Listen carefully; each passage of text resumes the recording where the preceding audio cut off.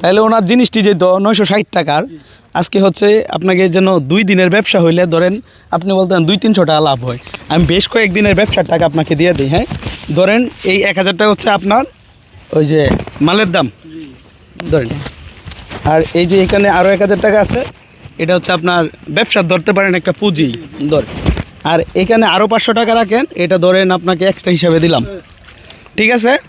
অথবা 2 দিনে ইনকাম দিলাম। যদি সামনে 2 দিন যদি আপনার ব্যবসা না করতে পারেন, বৃষ্টি থাকে, তাহলে আসার দরকার নাই, এটি দিয়ে আপনার ব্যাকআপ হয়ে যাবে, ঠিক আছে? আর একটা ছোটো ভাই আসছে, এদিকে আসো ভাই, একটা নাও বাসার কাজে লাগাইবা। হ্যাঁ, একটু আপনারা একটু এদিক দিয়ে আসেন, রাস্তায় গাড়ি আসতেছে তো।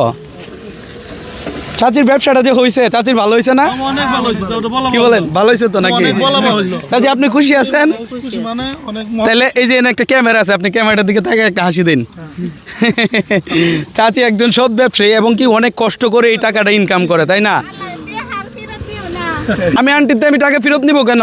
কি একটা অবস্থা, ছোট লোকে মন মানসিকতা ওনার, না না আসলেই মন মানসিকতা খারাপ, এই কথা বলতে পারে।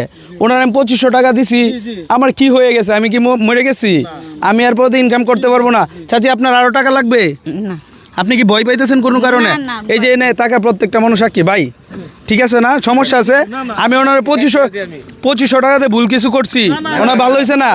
এখন যদি বিনিময়ে আমি একটা ভিডিও করি, এতে কি ওনার কি কিছু হয়ে যাবে? চাচি আপনার কি কিছু হবে?